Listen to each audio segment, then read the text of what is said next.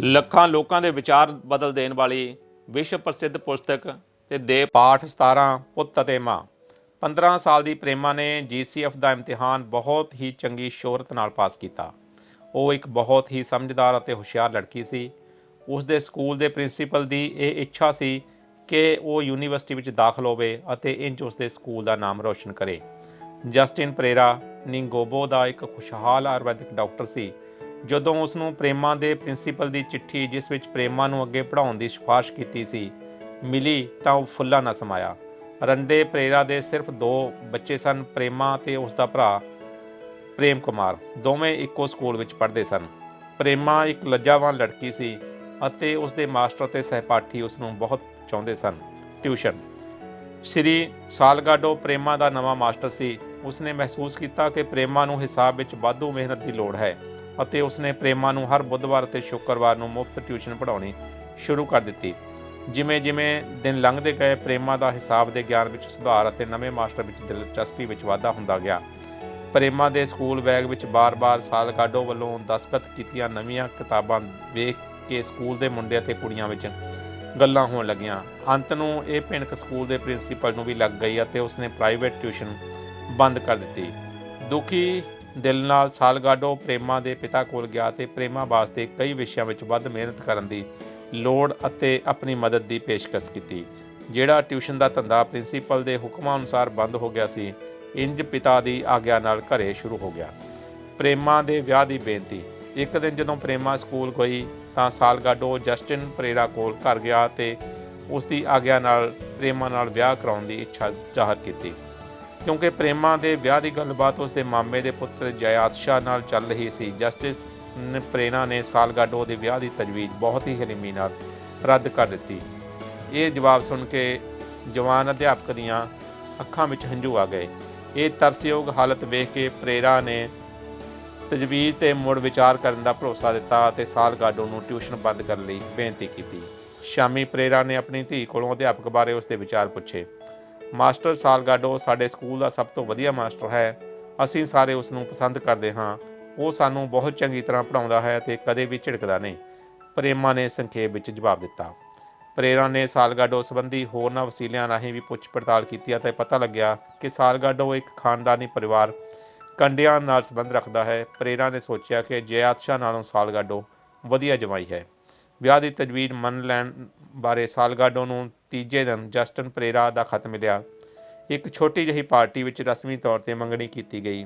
ਇਸ ਪਾਰਟੀ ਵਿੱਚ ਪ੍ਰੇਮਾ ਦੇ ਅਧਿਆਪਕ ਅਤੇ ਹੋਰ ਹੋਣਹਾਰ ਵਿਦਿਆਰਥੀ ਸ਼ਾਮਲ ਹੋਏ। ਸ਼ਾਦੀ। ਪਰੇਰਾ ਨੇ ਆਪਣੀ ਧੀ ਦੀ ਸ਼ਾਦੀ ਬਹੁਤ ਹੀ ਧੱਜ ਨਾਲ ਕਰਨ ਦਾ ਫੈਸਲਾ ਕੀਤਾ। 18 ਮਾਰਚ 1955 ਨੂੰ ਬਾਜੇ ਗਾਜਿਆਂ ਨਾਲ ਪ੍ਰੇਮਾ ਦੀ ਸ਼ਾਦੀ ਹੋ ਗਈ। ਮਸ਼ਹੂਰ ਆਯੁਰਵੈਦਿਕ ਡਾਕਟਰ ਅਤੇ ਸਿਆਸੀ ਅਸਰ ਰਸੂਖ ਵਾਲਾ ਵਿਅਕਤੀ ਹੋਣ ਕਾਰਨ ਪ੍ਰੇਮਾ ਦੀ ਧੀ ਦੀ ਸ਼ਾਦੀ ਵਿੱਚ ਕਈ ਸਿਆਸਤਦਾਨ ਵੀ ਪਹੁੰਚੇ। ਇੱਕ ਕੈਬਨਿਟ ਮੰਤਰੀ ਅਤੇ ਸੀਨੀਅਰ ਸੈਨੇਟਰ ਨੇ ਸ਼ਾਦੀ ਦੀ ਗਵਾਹੀ ਦੀ ਤਸਦੀਕ ਕੀਤੀ। ਸਾਲਗਾਡੋ ਨੇ ਸਕੂਲ ਨਜ਼ਦੀਕ ਹੀ ਇੱਕ ਛੋਟਾ ਜਿਹਾ ਮਕਾਨ ਕਿਰਾਏ 'ਤੇ ਲੈ ਲਿਆ ਅਤੇ ਇਸ ਤਰ੍ਹਾਂ ਰਿਸ਼ਤੇਦਾਰ ਦੀ ਦਖਲਅੰਦਾਜ਼ੀ ਤੋਂ ਪਰੇ ਦੰਪਤੀ ਅਤੇ ਸ਼ਾਦੀशुदा ਜੀਵਨ ਸ਼ੁਰੂ ਕੀਤਾ। ਪ੍ਰੇਰਨਾ ਨੇ ਪੜ੍ਹਾਈ ਸ਼ੁਰੂ ਕੀਤੀ ਅਤੇ ਸਾਰਾ ਦਿਨ ਘਰ-ਬਾਰ ਸਜਾਉਣ ਵਿੱਚ ਰਹਿਣ ਲੱਗੀ। ਪਾਣੀ ਦੀਆਂ ਟੂਟੀਆਂ ਦਾ ਕੋਈ ਪ੍ਰਬੰਧ ਨਾ ਹੋਣ ਕਰਕੇ ਬਿਜਲੀ ਦੀ ਮੋਟਰ ਨਾਲ ਪਾਣੀ ਰਸੋਈ ਅਤੇ ਬਾਥਰੂਮ ਵਿੱਚ ਪਹੁੰਚਾਇਆ ਗਿਆ। ਰਸੋਈ ਦਾ ਨਵੀਆਂ ਵਸਤੂਆਂ ਨਾਲ ਨਵੀਨੀਕਰਨ ਕੀਤਾ ਗਿਆ। ਜੋ ਵੀ ਪ੍ਰੇਮਾ ਨੇ ਮੰਗਿਆ, ਸਾਲਗਾਡੋ ਨੇ ਖੁਸ਼ੀ-ਖੁਸ਼ੀ ਪ੍ਰੇਮਾ ਨੂੰ ਦਿੱਤਾ। ਪਰ ਉਹ ਇੱਕ ਚੀਜ਼ ਪ੍ਰੇਮਾ ਨੂੰ ਨਾ ਦੇ ਸਕਿਆ ਜਿਸ ਦੀ ਹਰ ਔਰਤ ਚਾਹਵਾਨ ਹੁੰਦੀ ਹੈ, ਬੱਚਾ। ਪੁੱਛ ਦੇਣ ਵਾਲੇ। ਜਸਟਿਨ ਪਰੇਰਾ ਪਰਿਵਾਰ ਵਿੱਚ ਬੱਚੇ ਵਾਸਤੇ ਬਹੁਤ ਹੀ ਇੱਛੁਕ ਸੀ। ਮਹੀਨੇ ਸਾਲਾਂ ਵਿੱਚ ਬਦਲਦੇ ਗਏ ਪਰ ਪ੍ਰੇਮਾ ਦੇ ਸਰੀਰਕ ਢਾਂਚੇ ਵਿੱਚ ਤਬਦੀਲੀ ਨਾ ਆਈ। 3 ਸਾਲਾਂ ਦੇ ਵਿਆਹੁਤਾ ਜੀਵਨ ਬਾਅਦ ਪਰੇਰਾ ਨੇ ਇੱਕ ਜੋਤਸ਼ੀ ਨਾਲ ਗੱਲ ਕੀਤੀ। ਜੋਤਸ਼ੀ ਨੇ ਪਰੇਰਾ ਨੂੰ ਦੱਸਿਆ ਕਿ ਗ੍ਰਹਿ ਚਾਲ ਅਨੁਸਾਰ ਪ੍ਰੇਮਾ ਦਾ ਇੱਕ ਬੱਚਾ ਲੜਕੀ ਜੁਲਾਈ 1959 ਵਿੱਚ ਹੋਣੀ ਚਾਹੀਦੀ ਹੈ। ਜਦੋਂ 1960 ਤੋਂ ਬਾਅਦ ਵੀ ਬੱਚਾ ਪੈਦਾ ਨਾ ਹੋਇਆ ਤਾਂ ਪਰੇਰਾ ਨੇ ਐਂਬਲੈਂਨੀਆ ਦੀ ਇੱਕ ਪੁੱਛ ਦੇਣ ਵਾਲੀ ਔਰਤ ਨਾਲ ਗੱਲ ਕੀਤੀ। ਇਸ ਨਜੂਮੀ ਔਰਤ ਨੇ ਪੱਤਰੀ ਵਿੱਚ ਦੇਖ ਕੇ ਦੱਸਿਆ ਕਿ ਪਰੇਰਾ ਦੇ ਇੱਕ ਨਜ਼ਦੀਕੀ ਰਿਸ਼ਤੇਦਾਰ ਨੇ ਉਹਨਾਂ ਦੀ ਬਗੀਚੀ ਵਿੱਚ ਇੱਕ ਸ਼ਕਤੀਸ਼ਾਲੀ ਟੂਣਾ ਪਰਿਵਾਰ ਨੂੰ ਖਤਮ ਕਰਨ ਵਾਸਤੇ ਦੱਬਿਆ ਹੋਇਆ ਹੈ ਤਾਂ ਕਿ ਉਹ ਸਾਰੀ ਧਨ ਦੌਲਤ ਦਾ ਮਾਲਕ ਬਣ ਜਾਵੇ। ਪੁੱਛ ਦੇਣ ਵਾਲੀ ਔਰਤ ਨੇ ਆਪਣੇ 2 ਚੇਲਿਆਂ ਦੀ ਮਦਦ ਨਾਲ ਇੱਕ ਖਾਸ ਪੂਜਾ ਕਰਨ ਉਪਰੰਤ ਪਰੇਰਾ ਦੀ ਬਗੀਚੀ ਵਿੱਚੋਂ ਟੂਣਾ ਪੁੱਟ ਲਿਆ। ਇਹ ਟੂਣਾ ਤਾਂਬੇ ਦੇ ਘਸਮੈਲੇ ਜਿਹੇ ਸਿਲੰਡਰ ਵਿੱਚ ਸੀ। ਔਰਤ ਨੇ ਇਸ ਦੀ ਫੀਸ 350 ਰੁਪਏ ਵਸੂਲ ਕੀਤੀ। ਉਸਨੇ ਇਕੱਠੇ ਹੋਏ ਲੋਕਾਂ ਦੀ ਭੀੜ ਸਾਹਮਣੇ ਇਸ ਸਿਲੰਡਰ ਨੂੰ ਤੋੜਿਆ ਅਤੇ ਇਸ ਵਿੱਚੋਂ ਮਨੁੱਖੀ ਵਾਲਾਂ ਦਾ ਇੱਕ ਗੁੱਛਾ, ਤਾਂਬੇ ਦਾ ਸਿੱਕਾ ਤੇ ਕਈ ਹੱਡੀਆਂ ਦੇ ਟੁਕੜੇ ਬਾਹਰ ਕੱਢੇ। ਜਦੋਂ ਇਹ ਟੂਣਾ ਬਾਹਰ ਕੱਢ ਦਿੱਤਾ ਗਿਆ ਤਾਂ ਪੁੱਛ ਦੇਣ ਵਾਲੀ ਔਰਤ ਨੇ ਆਖਿਆ ਕਿ ਹੁਣ ਦੁਸ਼ਟ ਜਾਦੂ ਖਤਮ ਹੋ ਗਿਆ ਅਤੇ ਹੁਣ ਪ੍ਰੇਮਾ 12 ਮਹੀਨੇ ਦੇ ਵਿੱਚ ਇੱਕ ਪੁੱਤਰ ਨੂੰ ਜਨਮ ਦੇਵੇਗੀ। ਇੱਕ ਪਰਿਵਾਰ ਵਿੱਚ ਬਿਨਾਂ ਕੋਈ ਹੋਰ ਵਾਅਦਾ ਕੀਤੇ ਸਾਲ ਵੀ ਲੰਘ ਗਿਆ। 1961 ਵਿੱਚ ਪ੍ਰੇਮਾ ਦੀ ਮਾਸੀ ਪ੍ਰੇਮਾ ਨੂੰ ਮਿਲਣ ਆਈ। ਗੱਲਬਾਤ ਦੌਰਾਨ ਉਸਨੇ ਪ੍ਰੇਮਾ ਨੂੰ ਇਸਤਰੀ ਰੋਗਾਂ ਦੇ ਮਾਹਰ ਡਾਕਟਰ ਨੂੰ ਦਿਖਾਉਣ ਦੀ ਸਲਾਹ ਦਿੱਤੀ। ਪ੍ਰੇਮਾ ਨੇ ਜਵਾਬ ਦਿੱਤਾ ਕਿ ਡਾਕਟਰ ਨੂੰ ਦਿਖਾਉਣ ਦੀ ਕੋਈ ਜ਼ਰੂਰਤ ਨਹੀਂ, ਕਿਉਂਕਿ ਪਤੀ ਦੇ ਸਹਿਯੋਗ ਬਿਨਾਂ ਕੋਈ ਵੀ ਡਾਕਟਰ ਕਿਸੇ ਔਰਤ ਨੂੰ ਬੱਚਾ ਪੈਦਾ ਨਹੀਂ ਕਰ ਸਕਦਾ। ਇਹ ਹੈਰਾਨੀਕੁੰਨ ਜਵਾਬ ਸੁਣ ਕੇ ਪ੍ਰੇਮਾ ਦੀ ਮਾਸੀ ਨੇ ਉਸ ਤੋਂ ਉਹਨਾਂ ਦੇ ਵਿਆਹ ਜੀਵਨ ਬਾਰੇ ਹੋਰ ਪੁੱਛਗਿੱਛ ਕੀਤੀ ਤਾਂ ਪਤਾ ਲੱਗਿਆ ਕਿ ਭਾਵੇਂ ਉਹਨਾਂ ਦੇ ਵਿਆਹ ਨੂੰ 6 ਸਾਲ ਹੋ ਗਏ ਹਨ, ਉਸ ਦਿਨ ਤੱਕ ਉਹਨਾਂ ਨੇ ਸੰਭੋਗ ਨਹੀਂ ਸੀ ਕੀਤਾ। ਪਿਆਰ ਦੀ ਦਾਰੂ। ਪ੍ਰੇਮਾ ਅਤੇ ਸਾਲਗਾਡੋ ਦੇ ਸੰਭੋਗ ਨਾ ਕਰਨ ਵਾਲੀ ਹੌਲੀ ਗੱਲ ਜਸਟਨ ਪਰੇਰਾ ਦੇ ਕੰਨੀ ਜਾ ਪਈ। ਚਿੰਤਾਤੁਰ ਬਾਪ ਨੇ ਆਪਣੇ ਖਾਸ ਦੋਸਤਾਂ ਨਾਲ ਗੱਲਬਾਤ ਕੀਤੀ। ਉਹਨਾਂ ਵਿੱਚੋਂ ਇੱਕ ਨੇ ਸ਼ਕਤੀਸ਼ਾਲੀ ਪਿਆਰ ਦੀ ਦਾਰੂ ਤਿਆਰ ਕਰਨ ਵਾਲੇ ਪਾਸੀਆਲਾ ਦੇ ਭਿਕਸ਼ੂ ਦੀ ਮਦਦ ਲੈਣ ਲਈ ਸੁਝਾਅ ਦਿੱਤਾ। ਪਰੇਰਾ ਪਾਸੀਆਲਾ ਗਿਆ ਅਤੇ 30 ਰੁਪਏ ਦੇ ਕੇ ਭਿਕਸ਼ੂ ਕੋਲੋਂ ਜਾਦੂ ਦਾ ਤੇਲ ਲੈ ਕੇ ਆਇਆ। ਪਰੇਰਾ ਨੂੰ ਇਹ ਦੱਸਿਆ ਗਿਆ ਕਿ ਇਸ ਤੇਲ ਨੂੰ ਇੱਕ ਧਾਤ ਦੇ ਸਿਲੰਡਰ ਆਕਾਰ ਤਵੀਤ ਵਿੱਚ ਮੜਾ ਕੇ ਲੜਕੀ ਦੇ ਗਲ ਵਿੱਚ ਬੰਨ੍ਹਣਾ ਹੈ। ਪਰੇਰਾ ਨੂੰ ਇਹ ਵੀ ਚੇਤਾਵਨੀ ਦਿੱਤੀ ਗਈ ਕਿ ਕਿਉਂਕਿ ਇਹ ਜਾਦੂ ਵਾਲੇ ਤੇਲ ਦਾ ਅਸਰ ਬਹੁਤ ਹੀ ਸ਼ਕਤੀਸ਼ਾਲੀ ਹੈ, ਇਸ ਨਾਲ ਕੋਈ ਵੀ ਮਰਦ ਉਕਸਾਹਟ ਵਿੱਚ ਆ ਸਕਦਾ ਹੈ। ਇਸ ਲਈ ਲੜਕੀ ਲਈ ਇਹ ਜ਼ਰੂਰੀ ਹੈ ਕਿ ਉਹ ਆਪਣੇ ਪਤੀ ਤੋਂ ਸਿਵਾ ਕਿਸੇ ਹੋਰ ਦੇ ਨੇੜੇ ਨਾ ਜਾਵੇ। ਪ੍ਰੇਮਾ ਨੇ ਪਿਆਰ ਦੀ ਦਾਰੂ ਵਾਲਾ ਤਵੀਤ ਉਸ ਦਿਨ ਤੋਂ ਗਲੇ ਵਿੱਚ ਲਟਕਾ ਲਿਆ, ਤਾਂ ਵੀ ਸਾਲਗਾਡੋ ਦੇ ਵਤੀਰੇ ਵਿੱਚ ਕੋਈ ਤਬਦੀਲੀ ਨਹੀਂ ਸੀ ਆਈ। ਪ੍ਰੇਮਾ ਦੀ ਮਾਸੀ ਪ੍ਰੇਮਾ ਦੀ ਬੇਨਤੀ ਤੇ ਇੱਕ ਵਾਰੀ ਫੇਰ ਪਿਆਰ ਦੀ ਦਾਰੂ ਦਾ ਅਸਰ ਪਤਾ ਕਰਨ ਵਾਸਤੇ ਆਈ। ਪ੍ਰੇਮਾ ਨੇ ਆਪਣੀ ਮਾਸੀ ਨੂੰ ਦੱਸਿਆ ਕਿ ਭਾਵੇਂ ਉਹ ਆਪਣੇ ਪਤੀ ਨਾਲ 7 ਸਾਲਾਂ ਤੋਂ ਰਹਿ ਰਹੀ ਹੈ, ਫਿਰ ਵੀ ਉਹ ਅਜੇ ਕੁਆਰੀ ਹੀ ਹੈ। Case history. ਇਸ ਮੌਕੇ ਤੇ ਜਸਟਨ ਪਰੇਰਾ ਨੂੰ ਮੈਨੂੰ ਮਿਲਣ ਦੀ ਸਲਾਹ ਦਿੱਤੀ ਗਈ। ਯੂਰਪ ਵਿੱਚ ਰਹਿਣ ਮਗਰੋਂ ਫਰਵਰੀ 1962 ਵਿੱਚ ਜਦੋਂ ਅਜੇ ਮੈਂ ਵਾਪਸ ਪਰਤਿਆ ਹੀ ਸਾਂ ਤਾਂ ਪਰੇਰਾ ਮੈਨੂੰ ਮੇਰੀ ਰਿਹਾਇਸ਼ਗਾਹ 'ਤੇ ਹੀ ਮਿਲਿਆ। ਸਾਰੀ ਕਹਾਣੀ ਸੁਣਨ ਉਪਰੰਤ ਮੈਂ ਪ੍ਰੇਮਾ ਨੂੰ ਮਿਲਣ ਦੀ ਇੱਛਾ ਜ਼ਾਹਰ ਕੀਤੀ। ਪਰੇਰਾ ਦੇ ਜਾਣ ਤੋਂ ਤੁਰੰਤ ਬਾਅਦ ਮੈਂ ਸ੍ਰੀ ਸਾਲਗਾਡੋ ਨੂੰ ਇੱਕ ਜ਼ਰੂਰੀ ਮਸਲੇ ਬਾਰੇ ਗੱਲਬਾਤ ਕਰਨ ਲਈ ਮਿਲਣ ਵਾਸਤੇ ਇੱਕ ਪੱਤਰ ਲਿਖਿਆ। ਸਾਲਗਾਡੋ ਮੈਨੂੰ 27 ਫਰਵਰੀ 1962 ਨੂੰ ਮਿਲਿਆ। ਹੋਰ ਗੱਲਾਂ ਤੋਂ ਸਿਵਾ ਮੈਨੂੰ ਸਾਲਗਾਡੋ ਦੇ ਬੀਤੇ ਸਮੇਂ ਬਾਰੇ ਹੇਠ ਲਿਖੀਆਂ ਗੱਲਾਂ ਤੋਂ ਪਤਾ ਲੱਗਿਆ। ਸ੍ਰੀ ਸਾਲਗਾਡੋ ਕੈਂਡੀ ਤੇ ਹੈਨਰੀ ਸਾਲਗਾਡੋ ਦਾ ਇਕਲੌਤਾ ਬੇਟਾ ਸੀ। ਹੈਨਰੀ ਸਾਲਗਾਡੋ ਕੀਗਾਲੋ ਦਾ ਇੱਕ ਧਨਵਾਨ ਵਕੀਲ ਸੀ। ਸ੍ਰੀ ਸਾਲਗਾਡੋ ਦੇ ਜਨਮ ਤੋਂ 2 ਸਾਲ ਬਾਅਦ ਹੀ ਪਿਤਾ ਦੀ ਮੌਤ ਹੋ ਗਈ ਸੀ। ਆਪਣੇ ਪਿਆਰੇ ਪਤੀ ਦੀ ਮੌਤ ਤੋਂ ਮਗਰੋਂ ਵਿਧਵਾ ਮਾਂ ਨੇ ਆਪਣਾ ਸਮੁੱਚਾ ਪਿਆਰ ਅਤੇ ਧਿਆਨ ਇਕਲੌਤੇ ਪੁੱਤਰ ਸ੍ਰੀ ਸਾਲਗਾਡੋ 'ਤੇ ਨਿਛਾਵਰ ਕਰ ਦਿੱਤਾ। ਬਚਪਨ ਤੋਂ ਹੀ ਸਾਲਗਾਡੋ ਨੂੰ ਨੌਕਰਾਂ ਅਤੇ ਹੋਰ ਗੁਆਂਢੀ ਬੱਚਿਆਂ ਤੋਂ ਦੂਰ ਰੱਖਿਆ ਗਿਆ। 6ਵੀਂ ਜਮਾਤ ਤੱਕ ਮਾਂ ਸਾਲਗਾਡੋ ਦੇ ਨਾਲ ਹੀ ਉਸਦੇ ਸਕੂਲ ਜਾਂਦੀ ਅਤੇ ਸ਼ਾਮ ਨੂੰ ਉਸ ਨੂੰ ਨਾਲ ਲੈ ਕੇ ਘਰ ਵਾਪਸ ਆਉਂਦੀ। ਜਦੋਂ ਉਹ ਵੱਡਾ ਹੋ ਗਿਆ ਤਾਂ ਵੀ ਮਾਂ ਹੀ ਉਸ ਨੂੰ ਆਪਣੀ ਹੱਥੀਂ ਖਾਣਾ ਖਵਾਉਂਦੀ। ਜਦੋਂ ਤੱਕ ਸਾਲਗਾਡੋ ਪੈਰਾਦੈਨੀਆ ਯੂਨੀਵਰਸਿਟੀ ਵਿੱਚ ਦਾਖਲ ਨਹੀਂ ਸੀ ਹੋਇਆ, ਉਦੋਂ ਤੱਕ ਉਹ ਆਪਣੀ ਮਾਂ ਨਾਲ ਇੱਕੋ ਹੀ ਬਿਸਤਰੇ ਵਿੱਚ ਸੌਂਦਾ ਹੁੰਦਾ ਸੀ। ਜਦੋਂ ਉਹ ਯੂਨੀਵਰਸਿਟੀ ਦਾਖਲ ਹੋਸਟਲ ਵਿੱਚ ਸੀ ਤਾਂ ਉਸ ਨੂੰ ਘਰ ਦੀ ਯਾਦ ਬਹੁਤ ਸਤਾਉਂਦੀ ਸੀ ਅਤੇ ਉਸ ਨੂੰ ਰਾਤਾਂ ਨੂੰ ਨੀਂਦ ਨਹੀਂ ਸੀ ਆਇਆ ਕਰਦੀ। ਜਦੋਂ ਕਦੇ ਉਹ ਛੁੱਟੀਆਂ ਵਿੱਚ ਘਰੇ ਆਉਂਦਾ ਤਾਂ ਆਪਣੀ ਪੁਰਾਣੀ ਆਦਤ ਅਨੁਸਾਰ ਆਪਣੀ ਮਾਂ ਨਾਲ ਇੱਕੋ ਬਿਸਤਰੇ ਵਿੱਚ ਹੀ ਸੌਂਦਾ। ਜੇ ਉਸ ਦਾ ਬੱਚਾ ਭਾਵੇਂ ਉਹ ਜਵਾਨ ਸੀ ਉਸ ਨਾਲ ਬਿਸਤਰੇ ਵਿੱਚ ਨਾ ਸੌਂਦਾ ਤਾਂ ਮਾਂ ਵੀ ਬਹੁਤ ਨਾਰਾਜ਼ਗੀ ਮਹਿਸੂਸ ਕਰਦੀ। ਸਾਲਗਾਡੋ ਅਤੇ ਉਸ ਦੀ ਮਾਂ ਇੱਕ ਦੂਜੇ ਬਿਨਾਂ ਨਹੀਂ ਸੀ ਰਹਿ ਸਕਦੇ। ਗ੍ਰੈਜੂਏਸ਼ਨ ਤੋਂ ਬਾਅਦ ਸਾਲਗਾਡੋ ਨੇ ਘਰੋਂ ਬਾਹਰ ਆਪਣੀ ਮਾਂ ਤੋਂ ਦੂਰ ਨੌਕਰੀ ਕਰਨੀ ਪਸੰਦ ਨਾ ਕੀਤੀ।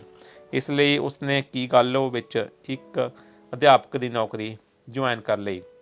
ਉਹ ਆਪਣੀ ਮਹੀਨੇ ਦੀ ਸਾਰੀ ਤਨਖਾਹ ਘਰ ਲਿਆ ਕੇ ਆਪਣੀ ਮਾਂ ਨੂੰ ਸੌਂਪ ਦਿੰਦਾ। 1953 ਵਿੱਚ ਸ਼੍ਰੀਮਤੀ ਸਾਲਗਾਡੋ ਦਿਲ ਫੇਲ ਹੋ ਜਾਣ ਕਾਰਨ ਚੱਲ ਵਸੀ ਮਾਂ ਦੀ ਮੌਤ ਤੋਂ ਬਾਅਦ ਸਾਲਗਾਡੋ ਨੂੰ ਜ਼ਿੰਦਗੀ ਵਿੱਚ ਕੋਈ ਦਿਲਚਸਪੀ ਨਾ ਰਹੀ। ਕਈ ਵਾਰੀ ਉਸਨੇ ਆਤਮ ਹੱਤਿਆ ਕਰਨ ਦੀ ਸੋਚੀ।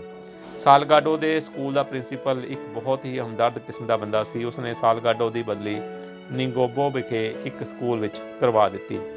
ਨਵੇਂ ਸਕੂਲ ਵਿੱਚ ਪਹੁੰਚਣ 'ਤੇ ਪਹਿਲੇ ਹੀ ਦਿਨ ਪ੍ਰਿੰਸੀਪਲ ਨੇ ਸਾਲਗਾਡੋ ਨੂੰ ਯੂਨੀਵਰਸਿਟੀ ਕਲਾਸ ਵਿੱਚ ਲੈ ਆਂਦਾ, ਜਿਸ ਕਲਾਸ ਦਾ ਉਸਨੇ ਇੰਚਾਰਜ ਬਣਨਾ ਸੀ। ਇੱਕ ਵਾਰ ਫਿਰ ਸਾਲਗਾਡੋ ਖੁਸ਼ ਰਹਿਣ ਲੱਗ ਪਿਆ। ਅਣਜਾਣੇ ਵਿੱਚ ਹੀ ਉਹ ਦਿਮਾਗੀ ਤੌਰ 'ਤੇ ਖੁਸ਼ੀ ਅਨੁਭਵ ਕਰਨ ਲੱਗਾ। ਉਸਨੂੰ ਸਕੂਲ ਅਤੇ ਨਿਗੋਬੋ ਸ਼ਹਿਰ ਦੀ ਹਰ ਚੀਜ਼ ਪਿਆਰੀ ਲੱਗਣ ਲੱਗੀ। ਭਾਵੇਂ ਉਹ ਸਾਰੀ ਜ਼ਿੰਦਗੀ ਅੰਤਰਮੁਖੀ ਅਤੇ ਸੰਗਾਊ ਹੀ ਰਿਹਾ ਸੀ, ਹੁਣ ਉਹ ਐਰੇ ਗੈਰੇ ਨੱਥੂ ਖੈਰੇ ਨਾਲ ਗੱਲੀ ਲੱਗ ਜਾਂਦਾ। ਸਾਲਗਾਡੋ ਵਿੱਚ ਇਸ ਅਚਨਚੇਤ ਬਦਲੀ ਦਾ ਕੀ ਕਾਰਨ ਸੀ? ਪਹਿਲੇ ਦਿਨ ਹੀ ਜਦੋਂ ਪ੍ਰਿੰਸੀਪਲ ਉਸ ਨੂੰ ਨਵੀਂ ਕਲਾਸ ਵਿਖਾਉਣ ਲੈ ਗਿਆ ਤਾਂ ਉਸ ਜਮਾਤ ਵਿੱਚ ਸਾਲਗਾਡੋ ਨੂੰ ਇੱਕ ਵੱਗਿਆ ਥੰਦਾ ਮੁਹਾਂਦਰਾ ਆਪਣੀ ਮਰੀ ਮਾਂ ਵਰਗਾ ਲੱਗਿਆ।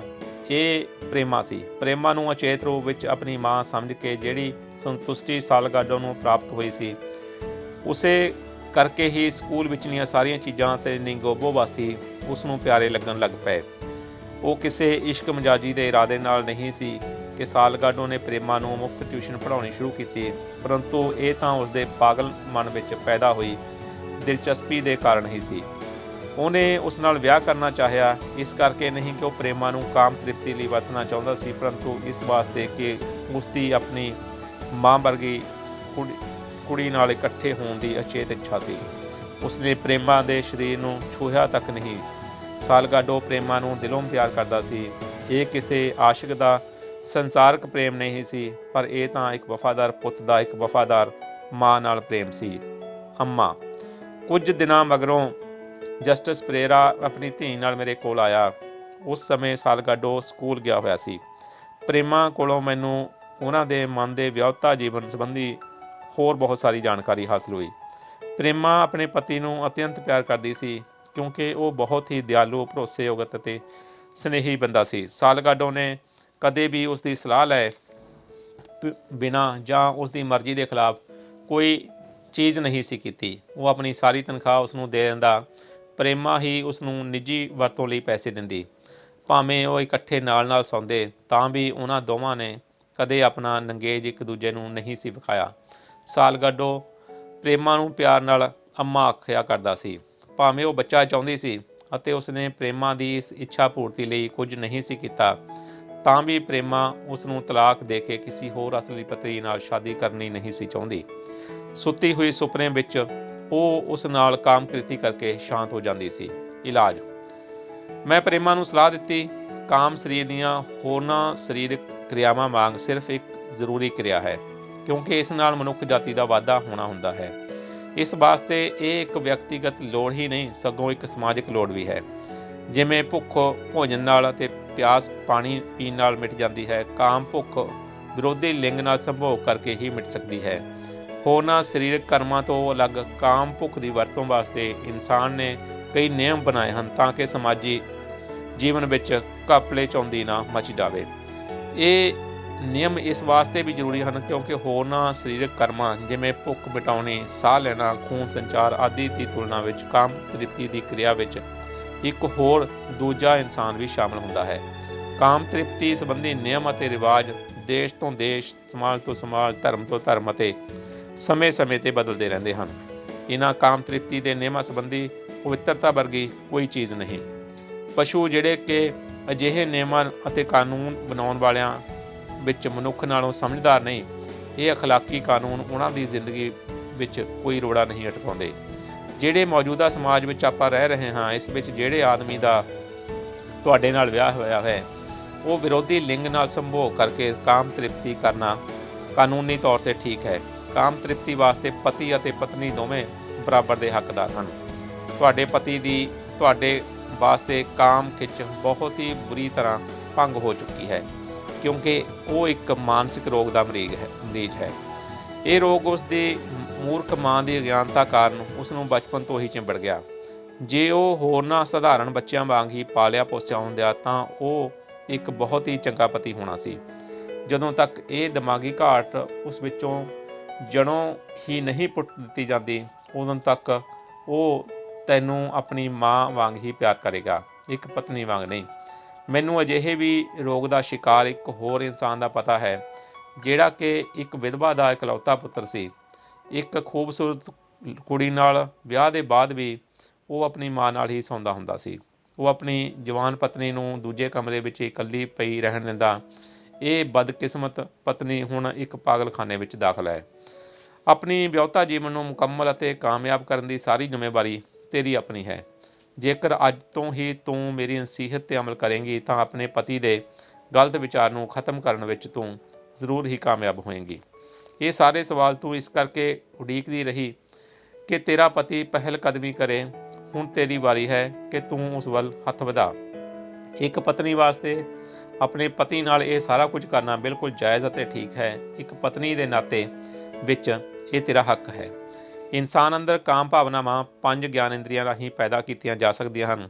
ਜੇ ਤੂੰ ਪਹਿਲ ਕਦਮੀ ਕਰੇ ਤਾਂ ਢੁਕਵੀਆਂ ਅਦਾਵਾਂ ਨਾਲ ਆਪਣੇ ਪਤੀ ਵਿਚਲੀ ਕਾਮ ਇੱਛਾ ਪ੍ਰਬਲ ਕਰ ਸਕਦੀ ਹੈ। ਘੱਟ ਸਮਝਦਾਰ ਪਸ਼ੂ ਵੀ ਤਾਂ ਅਕਸਰ ਅਜਿਹੇ ਹੀ ਢੰਗ ਵਰਤਦੇ ਹਨ। ਭਾਵੇਂ ਮਾਵਾਂ ਆਪਣੇ ਜਵਾਨ ਪੁੱਤਾਂ ਨੂੰ ਆਪਣੇ ਨੰਗੇ ਸਰੀਰ ਨਹੀਂ ਦਿਖਾਉਂਦੀਆਂ, ਇੱਕ ਪਤਨੀ ਵਾਸਤੇ ਗੁਪਤ ਤੌਰ 'ਤੇ ਆਪਣੇ ਪਤੀ ਸਾਹਮਣੇ ਇੰਜ ਕਰਨਾ ਬਿਲਕੁਲ ਸਧਾਰਨ ਗੱਲ ਹੈ, ਜਿਹੜਾ ਹਰ ਕੋਈ ਚਾਹੁੰਦਾ ਹੈ। ਮਾਂ ਵਾਂਗ ਇਹ ਵੀ ਜ਼ਰੂਰੀ ਨਹੀਂ ਕਿ ਪਤਨੀ ਜਦੋਂ ਬਿਸਤਰੇ ਵਿੱਚ ਪੈਂਦੀ ਹੈ ਤਾਂ ਪੂਰੀ ਤਰ੍ਹਾਂ ਕੱਪੜਿਆਂ ਨਾਲ ਢਕੀ ਹੋਈ ਹੋਵੇ। ਹਰ ਪਤਨੀ ਦਾ ਆਪਣੇ ਪਤੀ ਨਾਲ ਕਾਮ ਸੰਬੰਧੀ ਗੱਲਾਂ ਕਰਨਾ ਪੂਰਾ ਹੱਕ ਹੈ। ਉਸ ਨੂੰ ਆਪਣੇ ਪਤੀ ਦੇ ਸਰੀਰ ਦੇ ਕਿਸੇ ਵੀ ਅੰਗ ਨੂੰ ਛੂਹਣ ਅਤੇ ਪਲੋਸਣ ਦਾ ਵੀ ਅਧਿਕਾਰ ਹੈ। ਹੁਣ ਇਹ ਤੇਰੇ ਵੱਸ ਹੈ ਕਿ ਆਪਣੇ ਸੌਣ ਵਾਲੇ ਕਮਰੇ ਵਿੱਚ ਗੁਪਤ ਤੌਰ 'ਤੇ ਤੂੰ ਆਪਣੀ ਝੂਠੀ ਸ਼ਰਮ ਅਤੇ ਸੰਗ ਨੂੰ ਲਾਹ ਸੁੱਟੇ ਅਤੇ ਆਪਣੇ ਪਤੀ ਨੂੰ ਉਕਸਾਵੇਂ। ਤੇਰੀਆਂ ਇਹ ਅਦਾਵਾਂ ਉਸ ਦੇ ਸੁਚੇਤ ਮਨ ਨੂੰ ਇਹ ਮਹਿਸੂਸ ਕਰਾਉਣਗੀਆਂ ਕਿ ਤੂੰ ਉਸ ਦੀ ਮਾਂ ਨਹੀਂ ਸਗੋਂ ਪਤਨੀ ਹੈ। ਇਸ ਨਾਲ ਤੇਰੇ ਪਤੀ ਦੇ ਅਚੇਤ ਮਨ ਵਿੱਚ ਗਲਤ ਦਿਮਾਗੀ ਵਿਚਾਰ ਨਿਕਲ ਜਾਣਗੇ। ਸਮੂਹਕ ਨੀਂਦ ਵਿੱਚ ਮੇਰੀ ਇਹ ਸਲਾਹ ਲੈ ਕੇ ਪ੍ਰੇਮਾ ਵਾਪਸ ਚਲੀ ਗਈ। ਜਨਵਰੀ 1964 ਵਿੱਚ ਸ਼੍ਰੀ ਸਾਲਗਾਡੋ ਪ੍ਰੇਮਾ ਅਤੇ ਉਹਨਾਂ ਦਾ ਛੋਟਾ ਜਿਹਾ ਬੇਟਾ ਮੇਰੇ ਘਰ ਆਏ। ਜਦੋਂ ਮੈਂ ਪਿਆਰ ਜਿਹੇ ਗੁਦਗੁਦੇ ਬੱਚੇ ਨੂੰ ਆਪਣੀਆਂ ਬਾਹਾਂ ਵਿੱਚ ਕੁੱਟਿਆ ਤਾਂ ਮੈਨੂੰ ਖੁਸ਼ੀ ਅਤੇ ਧੰਨਵਾਦ ਦੇ ਹੰਝੂ ਪ੍ਰੇਮਾ ਦੀਆਂ ਗੱਲਾਂ ਤੋਂ ਡਿੱਗਦੇ ਵਿਖਾਈ ਦਿੱਤੇ।